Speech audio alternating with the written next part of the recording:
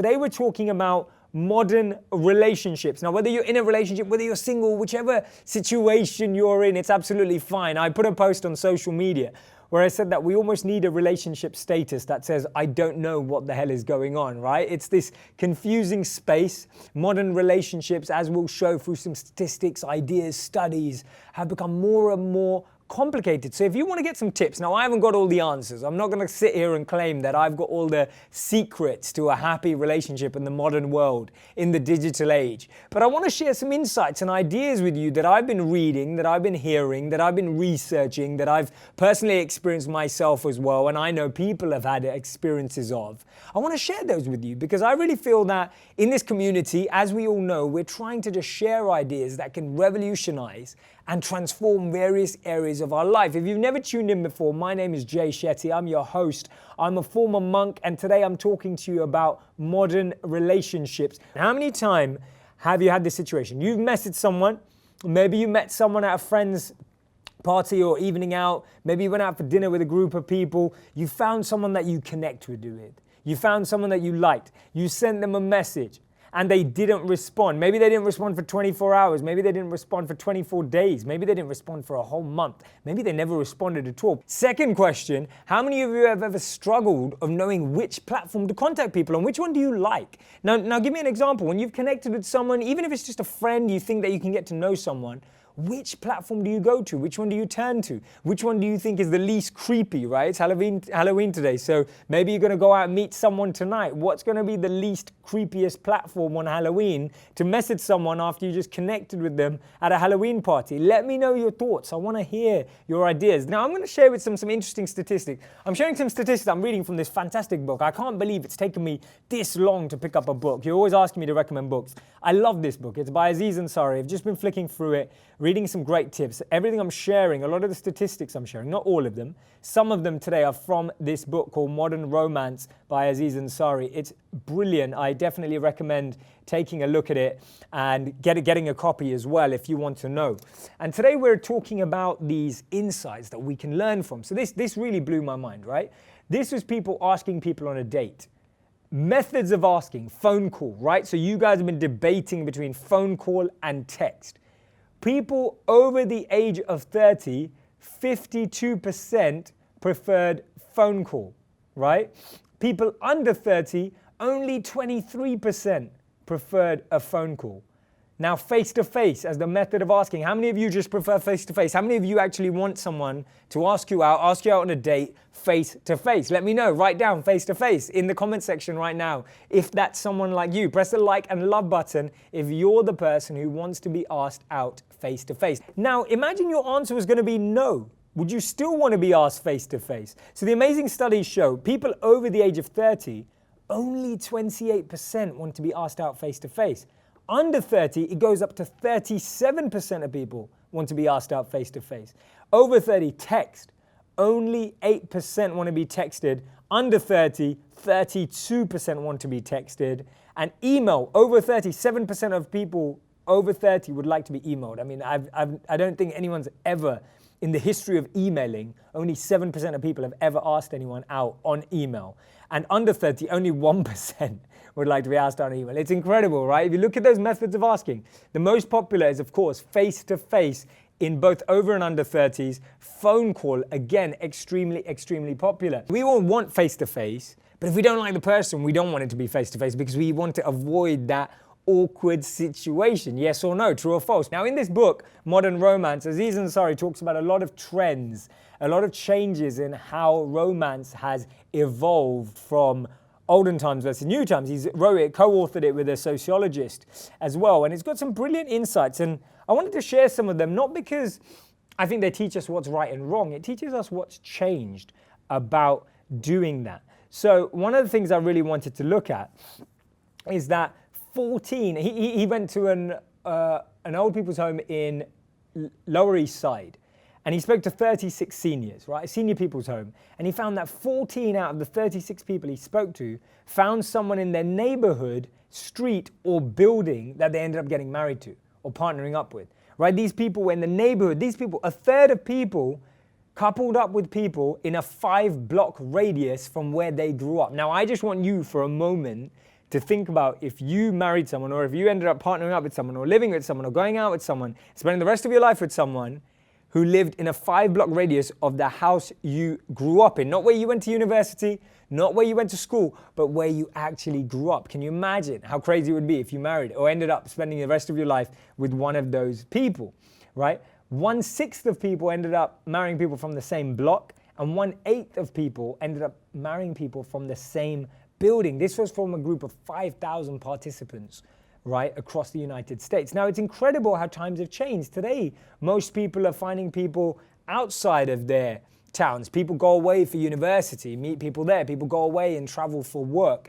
It's incredible how the dynamics of our relationships have changed and what that adds to our relationships as well, right? That's the interesting bit. Now, it shows there's some interesting statistics around here as well. This discussion isn't about what's right and wrong.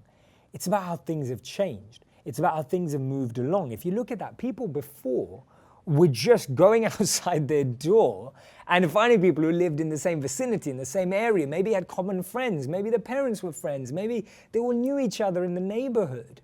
Whereas now we're talking about relationships completely changing and shifting to actually finding people internationally. I just want you to think about for a moment, and I want you to write and respond in the comment section, how many of you have actually found someone, or you know your friends have found people actually internationally, right? It's been totally different. The game has changed. I think one of the key things is that cutting down the time of getting to know someone. So it's really interesting. I'll share some statistics actually, Kevin, on this. That when you're interested, it's said that we spend 80%, right? 80% of people spend their time internet stalking before they meet someone, right? When you're interested. So sometimes when someone's interested, they take a delay in getting back to you because they want to know about you. Now, I think today you can learn so much about a person online, and therefore the way we present ourselves online, the way we come across online is so important because that person's got that to look at. Statistics show that 80% of us do internet stalking when we're interested in someone. So when we're interested, we take some time to find out about that person. I think the quicker we can shift from doing that research to actually meeting the person gives us a lot more insights, a lot more quicker. Today, if we're taking a long time, we're speaking to people for maybe a month online, we're like texting people for a long time, then when you meet them, it's kind of like you've wasted all that time and you almost feel you've invested a significant amount of time. You've got a higher sunk cost bias. You think, oh my God, I've been talking to this person online for this long. You know, I need to invest some more time. The quicker you can meet someone, after doing your research, of course, gives you a lot more insights. Now, when we're not interested in everyone, when we're not interested in someone, we all want the honesty. If someone's not interested in us, we want them to be honest with us, right? We say that, and we say we'd prefer honesty. But when you don't like someone, how many of you are comfortable enough to go up to someone and say, actually, I'm not interested in you? Press like or love if you've ever struggled with that, where someone's approached you and actually you're scared of actually saying to them, actually, I'm not interested. It's not going to work for me, right? This is not what I'm looking for. Aziz's book goes into talking about the profile photos that actually draw attention. Now, this is absolutely hilarious when you actually read through this. And it talks about how women's pictures that get more attention, etc., are not the ones where people are smiling to camera, but it's where there's slightly a flirty look to camera. And I'm not going to do a flirty look to you on camera. It may look a bit weird, or maybe I should. I don't know. But it's said that when women don't smile to camera and actually have a slightly flirtier look looking into the camera, that's when they're more attractive. Also, it's said from a higher angle. Now you see these, maybe some of you have mastered this extended arm. Now, but for men, it's funny because the thing that works actually is looking away from camera. The kind of reflective philosopher look seems to be more attractive rather than when a man looks straight into the camera. So interesting, so strange, and so weird to talk about our habits. But that's why we become fixated with how we present ourselves online, because people take it so seriously. And therefore, creating a connection in person and creating a connection on message is very different. How many times have you ever felt chemistry with someone on a phone through a bit of messaging and flirting randomly and not felt it when you actually meet them in person? Right? It can happen that way around. Rarely do you find it's not on the phone and then they have it in person. It's usually the other way around. Press the like or love button if you've experienced that. So I wanted to share some more insights with you around this. Now, it's said that a lot of the time in the past, people generally got married around the age of 22. They got married a lot earlier. Today, the average age for a woman is 27. The average age for a man is 29, and the general age is 30, right? Where people settle down, start living with people, cohabitating for longer periods of time. The reason is because there's this thing that sociologists called emerging adulthood, which has taken our time. And I actually think that this is so significant. And looking at the research, it also shows that people in the past didn't get this. This is that emerging adulthood piece. It's the piece about finding yourself. It's about exploring different careers, exploring different countries, really understanding yourself better, right? If you think about yourself as 21 or 22, how many of you felt mature enough to settle down? How many of you even felt mature enough to do anything? I mean, how well do you know yourself at that age? And it said that previous cultures didn't have that phase, whereas now we have that emerging adulthood phase where people take their time, they have multiple relationships, they travel the world, they're working in different jobs, different careers, and taking that time to find themselves. And I really wanted to talk about the importance of knowing yourself, understanding yourself as being a key thing for modern relationships before walking into one. It's kind of like, it's finding yourself before you start finding the other person.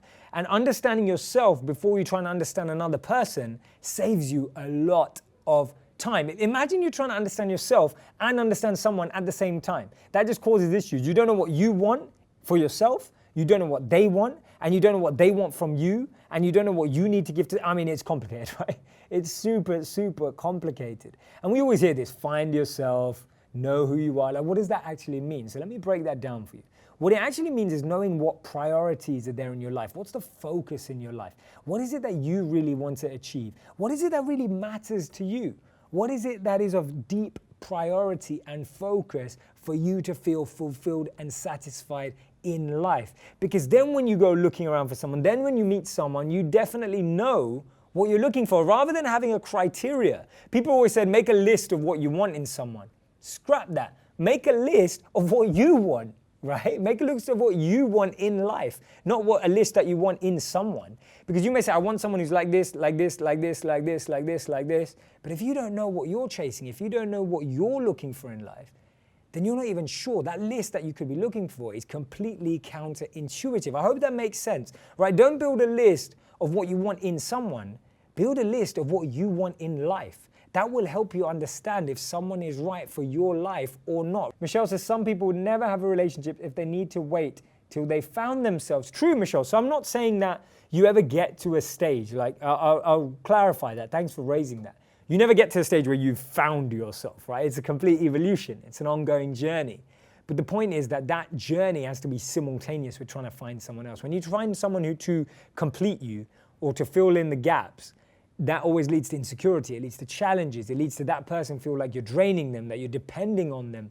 And it pulls away. Rather than enhancing each other, you demand from each other. And that's the difference between being in a relationship where two people kind of know themselves, not that we ever know ourselves fully, kind of know themselves, and then are trying to connect, as opposed to when you're hoping that that person's going to solve everything you're doing. Jessica, what about face-to-face rejection? Finding someone who you have a chemistry live is so hard, but live we're conditioned to not be negative, so perhaps the intermediary of online may be helping more people be more rejecting. I'm just trying to understand your question, Jessica. Thanks for sharing it. What I'm understanding is that the online space allows you to reject or accept quicker. That's definitely true. It's definitely got its benefits. I'm not against the benefits of online dating at all. But I'm just saying that if things are connecting, if things are working, try and meet, because at the end of the day, that's how you're going to hopefully spend most of your relationship actually in person. Shruti, is it viable to find a partner through online portals? Statistics show it is. Statistics show it's huge. Now, there's still a bit of a stigma attached to it, but statistics show it is. Now, it does have its dark side too, and we all know about that. And that's why there's no formula for love, just as no formula for online dating or making money or whatever it is. But there definitely statistics show that it is promising, right? Anna, I mean, what if you're in a long-distance relationship? The long-distance relationship, if you've ever been in one, and you'll verify this, you'll validate this, press the like or love button, are probably the hardest relationships you can put yourself into. When you're getting into a long-distance relationship, know one thing for sure, it is going to be hard work. If you're not ready for hard work, if the other person's not cut out for hard work, don't even start it, because it is going to be a challenge. It's going to be emotionally challenging, mentally challenging. There's going to be insecurity problems. There's going to be so many challenges. So first of all, accept, first step of a long-distance relationship, accept it is going to be one of the toughest things you've ever done. Second, set spaces, times, areas know when you're going to connect and stick to it. Don't make promises that you can't. Don't be like, when you first start going out, how many times have you ever had this happen to you? Oh, I'm going to call you every day. I'm going to call you every day at this time. We're going to speak every day before we go to sleep. We're going to speak every day in the morning, and then it never happens, right? Has that ever happened to you? Right? If that's ever happened to you, then you know that that lets you down. So don't do that, right? Don't do that. Don't make false promises. Really understand. Actually say, you know what, I need a couple of weeks just to settle in, figure out what my routine's like, figure out how I'm going to function, and then I'll know how to respond. Then we can set some guidelines. But it's important to set some parameters that you can stick to. Tommy, I have a problem. My spouse is always on her phone and she never leaves it unguarded. Is it reasonable to question it, or are my insecurities getting the best of me? Tommy, thank you so much for raising that point. I actually wanted to share some statistics about mobile use.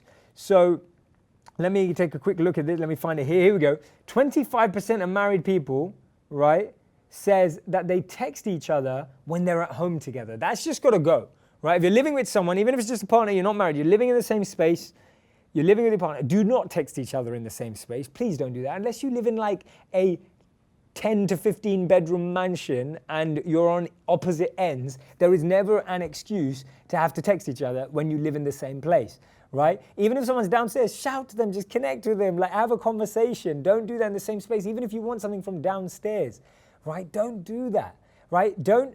What happens is, how many of you have ever done this? Your partner goes out and you want them to grab some milk, etc. You'll message them and you just say the word milk, or you message them just with the word cereal, or you message them just with the word chocolates, right? Whatever it is.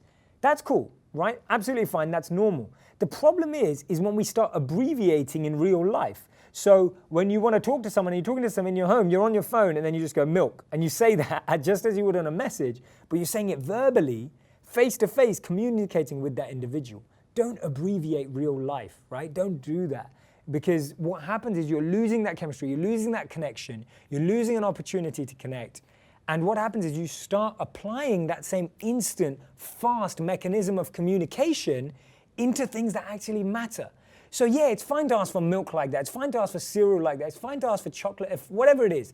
It's fine to ask for all of that stuff like that, but don't start abbreviating real conversations. Don't start limiting the characters, right? Don't start tweeting in real life. Right? Don't start talking in tweets. Don't start talking in limited messaging, because it's ruining, it's taking away. Now, just to go back to your point, Tommy, 25% of married people, or people partnered up, living in the same place, they actually feel their partner is distracted and felt disheartened by their partner being on the phone. 25% of people. You're not alone, Tommy, right? It's normal. I think it's really important, and I recommend this more and more and more. It's important in your home to set no technology times and zones. Just set guidelines, it makes it easier. Like, I think it's so much more fun to eat and sleep with people, right? Don't use technology in the kitchen, don't use technology in the bedroom, right? Why would you do that? But then have spaces where you do use technology, because we all need to do it. But it's so fulfilling when you have spaces and times in your homes, when everyone's agreed on something. It is reasonable, because it's allowing you to connect better. You're doing it so that you can have more of a relationship. You're not doing it so you can still sit in the same room and be distracted. And I think that works both ways. I know a lot of guys who'd like the space to play on their Xbox or their PlayStation whenever they feel like it, but then they don't want, their partner to do something else on technology. So we can't have double standards, right? You can't have a standard and a routine and a rule for yourself, for the other person, and not for yourself. It's so important to have mutually respectful guidelines that work for both of you. And many of you are saying, oh God, that sounds a bit boring. No, it doesn't. It's going to allow you to connect more if you actually want to spend time with the person rather than just spend time with your phone, right? If that's what you're actually looking for. Nitin, is online dating destroying love? Not statistically. It's not. If you use it properly, if you're using it correctly, it can't, because ultimately it's about being human through digital. See, the problem is not technology, it's the way we use it, right? It's the way we use it. If we let it use us, if we use it wrongly, not consciously, then of course it's going to ruin it. Dan, any thoughts on these stages people have invented? Dating, seeing each other, going out. Are people too used to being independent? My advice is clarify. Just clarify. Have that conversation. It may be awkward, but if that conversation's awkward, then maybe that person's undecided and wants to bring it up too. It's so much nicer when you both know what the hell is going on. I'm sure you can relate to that. I can relate to that, right? When both people understand where they stand with each other. It's kind of like applying for a job. When you're applying for a job and you haven't heard back from the employer, it's more nerve-wracking than when you know it says processing.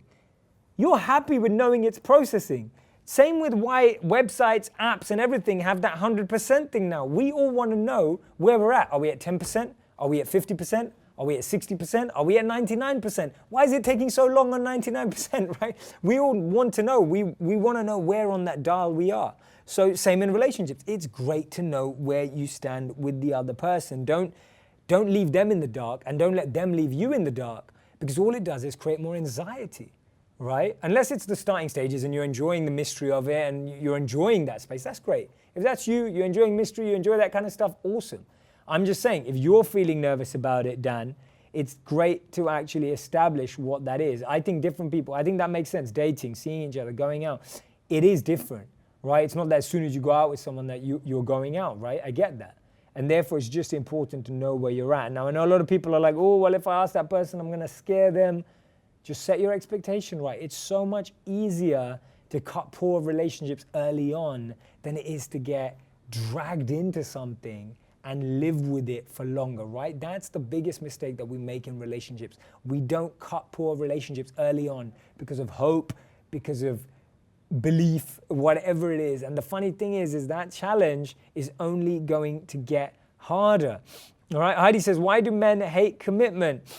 Not all men hate commitment, Heidi. It's probably because men, psychology shows men sometimes take a little bit longer to mature, etc. So ages really matter for men and women both as well. Brilliant to see this. Punkage is asking a big question. What is love? Now that's, I'm not even sure I can define it, but love at the very deepest core level is a complete, selfless, unconditional offering to another person, right? Wanting other person's happiness beyond one's own happiness is actually love, because it's not about you, right? That's when love is real. It's not about you. It's about making someone else happy. It's about seeing them happy. Now, we don't really connect with that anymore because we don't see it as much anymore. It used to be said, in ancient wisdom, that the closest thing to that was a love that a mother has for a child, where that investment, that self-sacrifice, that complete dedication and devotion, right, was there. But today we're less connected with that. So today love has become more about respecting each other's priorities, understanding and valuing each other's goals and ambitions, and doing that mutually. Now, one of the biggest things that I talk about is that respecting each other's priorities is more powerful than getting the other person to compromise for you. So if you're forcing the other person to like what you're like, and they're forcing you to like what they like, you end up just having all this tension and friction. Whereas actually, if you respect their priorities and they respect yours, growing together requires growing individually. That's what we need to realize. When you're growing individually, separate from each other, then when you come together, you're going to grow each other. Whereas if you're just not growing individually and you're just trying to grow together, it's going to be a lot more difficult. Jay, do you have any thoughts on how chivalry is shifting through the generations during dating and during marriage? The open door, guys pays for meal, flowers, etc. seems to be fading. I think it's great when both people are competing on the positive stuff, not competing on the negative stuff. I think it's unbelievable when we have relationships, when men and women both are trying to surprise each other, create the events. Now, I did this short video talking about the 5 love languages. Now, if you don't know about the 5 love languages, a great book by Gary Chapman. To be honest, it's still one of my favorite explanations of how love works. And I want to share some of those with you today, because I think it's important when we're talking about chivalry, when we're talking about modern day romance, the 5 love languages. So there are 5 ways in which people like to be loved, right? These are the 5 ways. Are you ready? Tell me which one you are. First one, words of affirmation, encouragement, acknowledgement, recognition, right? How do you communicate with those people? You've got to encourage, affirm, appreciate, empathize, listen actively. Actions to take: send an unexpected note, text, or card. Encourage genuinely and often, right? So it's not just the big stuff, it's genuinely and often. That's what people want. The things to avoid: non-constructive criticism, not recognize or appreciating effort. So if you're going to criticize or correct, make sure it's positive. Make sure you're giving a solution.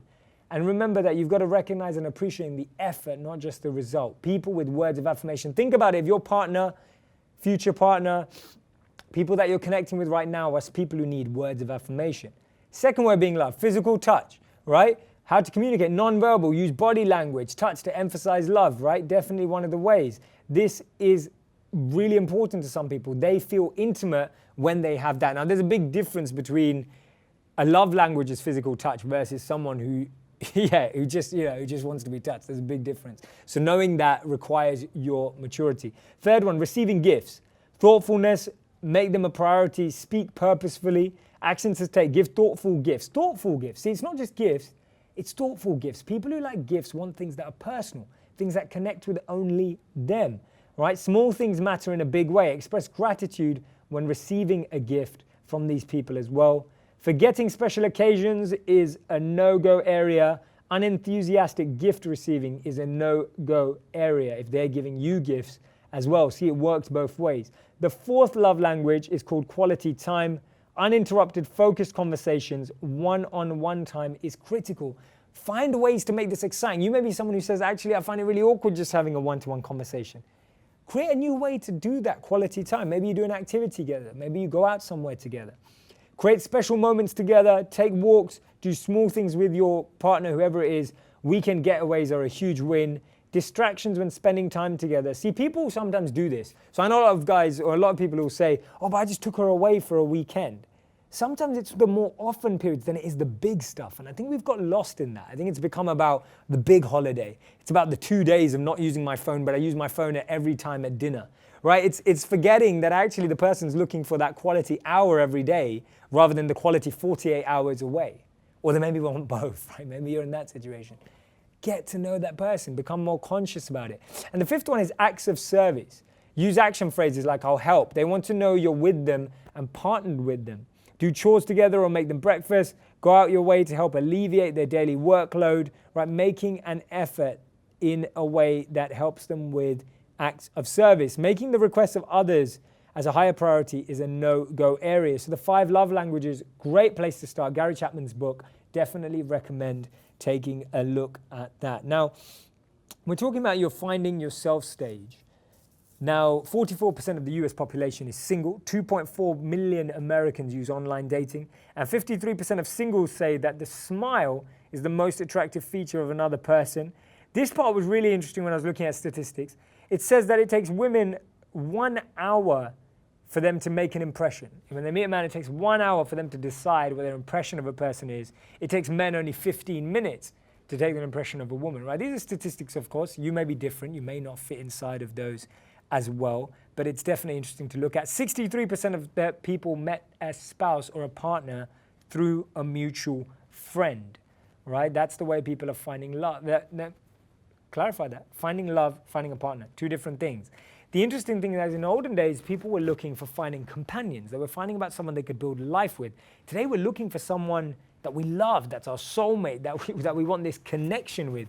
Its expectation is very much changed, hence it takes us longer and may seem harder. The number one argument between partners is about money. That's why it's so important to create financial goals, financial clarity, and emotional clarity as well around money, right? Definitely something to look at and focus on. Sarah, I really need help with this. I've been in love with a person who doesn't love me back for so long. Should I go on with the unrequited love? Now, it's really interesting because if you're in that situation and it's only being prolonged, it's something that you've got to let go of. You've got to move on from, because if that love isn't being reciprocated, it's just something that's going to drag you behind. It's not going to let you move on. And love is something that we need to give and feel back as well from that individual. So definitely something, Sarah, to move on from for sure. Alison, met the hubby online, 23 years later, still loving each other. It's a lot of work. Awesome. Yes, of course it is. And that's what I think is partly the challenge. Partly the challenge is this Hollywood version of love, or this romantic version of love, this picture of it being fairy tale-like that has been so embedded in us in the movies we grew up in, the cartoons we watched, or everything it was. And now facing reality, it's kind of like the bubble that's been burst of corporate careers, where people thought that living a certain career would make them happy, and they realized that it's very different today. Relationships are kind of similar to that. So I wanted to share with you a few tips and themes now that we're coming towards the end of our session. The first thing is cut poor relationships early on. If it's not working early on, just cut it. Don't fake yourself that hope. Don't believe someone will change. That's the biggest mistake I've seen people make. Believing that someone will change because of you, right? If they've not changed in a short period of time, it's very unlikely unless something massive happened. And you've got to ask yourself, are you ready to wait for that? And more so, you've got to ask yourself, are you able to accept if they never changed? Right, Ashley, how do you ask your partner to spend time with you without sounding needy? Right, biggest fear, right? We're talking about Halloween, we're talking about fear. Why did I take relationships today? Because part of our communication, one of our biggest fear is in relationships. How do you ask your partner for spending time without sounding needy? Create fun ways of spending time together. Rather than saying, I want to spend time with you, say, oh, why don't we go and do this, when you know you and your partner are going to enjoy that. You're creating time without asking for it. Just saying, I want to spend time together, the natural reaction is, well, what should we do? Do we just sit here? What do we do? It may feel awkward. Actually creating that space is a smarter thing to do. Actually, I hope that answers your question. Amisha, what according to you is the difference between partner and love? Well, I actually think they're more closely related. I think today, being a partner in crime, having a partner with someone that you value, you understand their goals, they respect yours, it's like partnering up to take on life together. You know, love is something that I think is somewhat so alien to us, so far away, because it requires you to completely devote and extend yourself to serving or helping the other person. Bharati, can love fade over time? I wouldn't say love can fade over time. I would say that lust, infatuation can fade over time. And that's something that we often get excited by at the beginning of relationships. Sandra, I'm a professional baseball player. How can I go about when traveling gets in the way of our relationship and she's scared of being alone? It hurts. I'm lost by on this one. Sandra, that's a tough situation, traveling for work a lot. First recommendation, if she can travel with you now and again, that's a great way of doing it. Make sure she can travel with you, experience it with you as well. If you can't do that, make sure you're spending quality time when you're not traveling. And when you are traveling, create times that you're actually connecting, speaking, FaceTiming, right? These are great things. Use technology for the people that are far away and use time for the people that are close. That's how we need to work. That's how we need to use technology. Remember, the problem is not technology. Vanny, why some people who stayed single for a very long time find it hard to be in a relationship? Because you get used to being single. You quite like it. You appreciate the space it comes from. You appreciate the time it comes from. And you appreciate what you experience during that. The other thing is that you may have stopped trusting people, but you trust yourself. But if you've used it to understand yourself and raise awareness of yourself, you'll also know what matches you better. Right? The more awareness, it's like, I don't want to make it sound this simple, but it's like if you really understand a space, you'll know how to decorate its interior. Otherwise, you'll just pick random furniture. And that's kind of what we do in our own life. We don't understand our space, our inner mental, physical, spiritual space properly.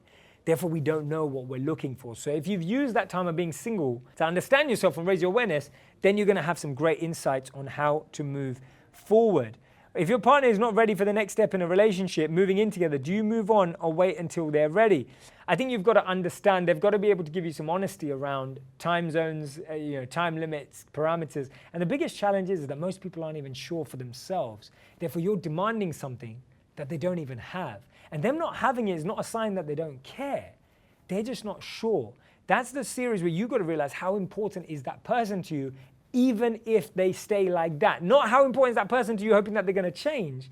How important is that person to you even if they stay like that, accepting that they may not change? Would you still rather be with them or would you not? And answering that question is going to give you your answer. I've just been advising someone who's actually been in that situation.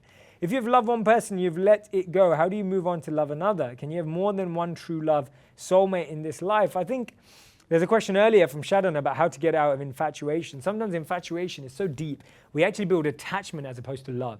It's very normal to be attached to several people in a lifetime.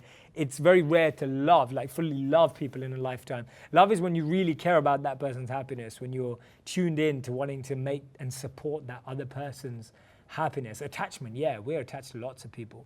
Detachment comes when we attach to something better.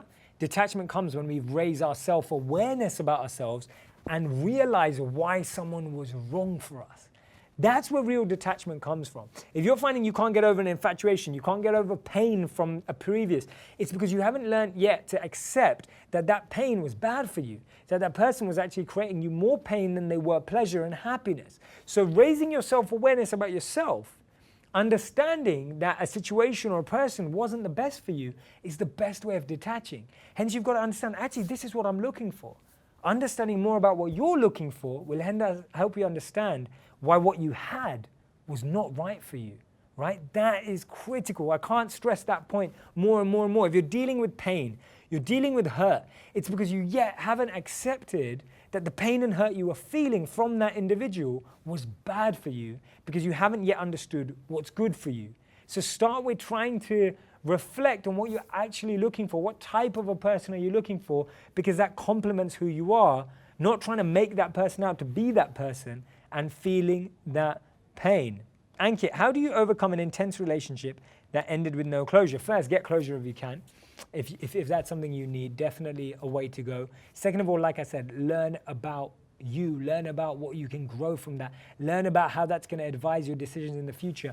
Learning is so underestimated. How many times have you ever reflected on something, actually written out notes on what you learned from it, just like you would from a lecture or a talk or a book? You've got to do that in situations. It allows you to move on. It's powerful. Actually writing down learnings is powerful. Respect other people's priorities. Grow together requires growing individually. Have your conversation around exclusivity of where you are, and financial and emotional stability is a must. Guys, it's been great talking to you today. I hope that you've connected with the theme. I hope that you connected with the topic. I hope you have an amazing day wherever in the world you are, and I look forward to seeing you again tomorrow, where we'll tackle a new topic or theme. I'm at Shetty IW on Facebook and Twitter, Shetty J on Instagram and Snapchat. Come and find me. I can't wait to talk to you and have this conversation. Lots more. Have an amazing day, and I'll see you very soon. Take care, guys.